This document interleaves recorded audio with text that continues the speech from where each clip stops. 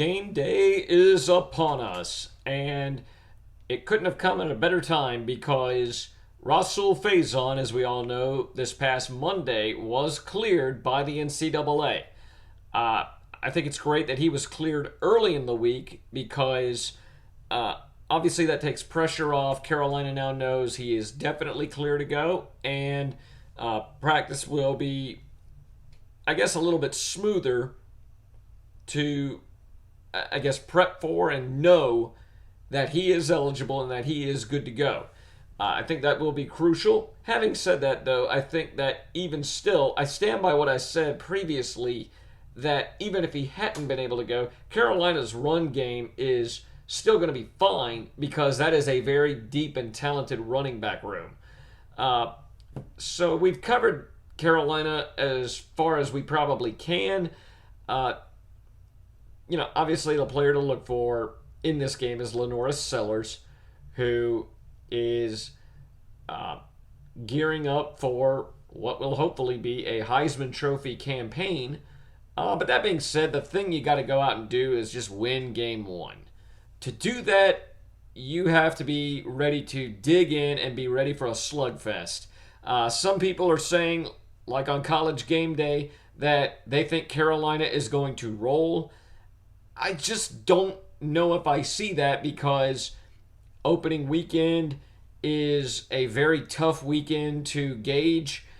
Virginia Tech is coming out and they've got a chip on their shoulder. Brent Pry has a chip on his shoulder.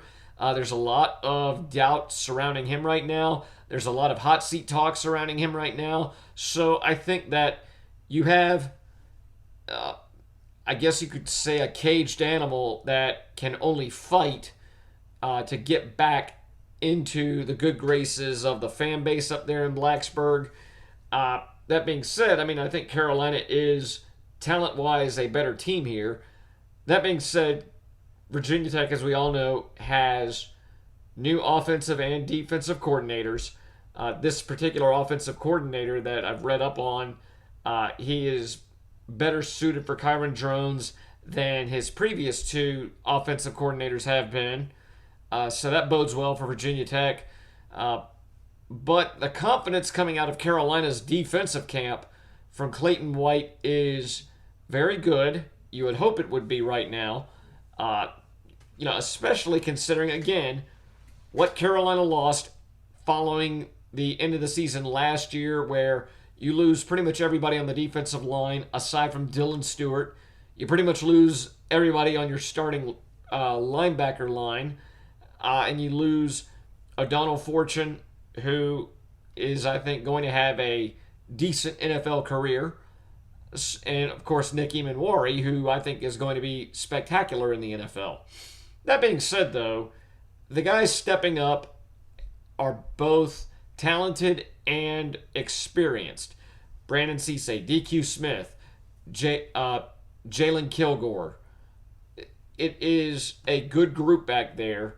So hopefully they will be able to do what they've been doing on the outside for the last couple of seasons, and that is just be a lockdown group that will be good to go and ready to go here against Virginia Tech. Excitement, I think, is a very strong word to use and a very appropriate word to use for this season. Carolina is coming out of a very productive and very positive fall camp. We've heard the stuff going on outside the locker room, I guess you could say. Certainly on the recruiting trail, Carolina finishes strong here before the season starts. Then you think about also what's going on with some of the financial deals and some of the renovations that are coming to Williams-Brice. You certainly are going to see the financial deals immediately because the Blanchard Machinery logo is going to be out on the field. The renovations coming to Williams-Brice starting at the end of this season. It is a very positive time for Carolina football and Carolina athletics in general. I just read yesterday that Carolina signed a deal with HendrickCars.com. Again, more of these deals are going to bode well for the university, for the athletic department in general. And it will be more exciting, of course, if Carolina is able to get it done tomorrow and bring home a 1-0 record after what will probably again be a slugfest against a very blue collar, very hungry Virginia Tech team. This is not a game you can take lightly. This is a game you have got to dig in for, one you have got to bring your A game, and one you have got to basically sell out for, if you will. If Carolina can get off to a good start here, I think it bodes well for the season because, of course, you come home with SC State next week, followed by kind of the beginning of your SEC season. But it will be a tough test against Virginia Tech. Again, we talked about Brett Pry's situation, but I think when you look at where Shane Beamer is, the stuff that he has been talking about coming out of camp, I think that it is a very a strong program going into Atlanta, and one that I think you will be very pleased with at the end of the day. Carolina fans are expected to arrive in droves. Virginia Tech fans certainly will as well. They love their football in Blacksburg. But Atlanta being only about 3.5, 4 hours away from Columbia, you expect Carolina fans to turn out and be loud, as they typically are when we go on the road, especially when we're in the Southeast. I remember a couple of years back when Carolina went to the Gator Bowl.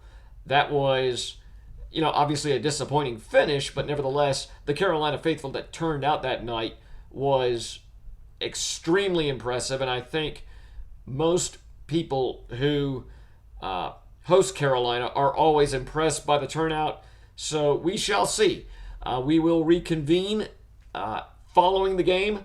This will take place probably on Monday afternoon.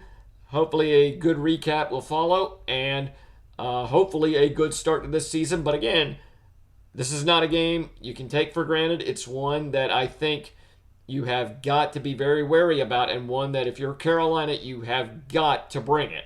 So we shall see. But with that, we conclude the preseason of our first season here on, I guess you could say, our Gamecock Talk here, Section 7 Sports. And we shall see what the end results are here on Sunday evening.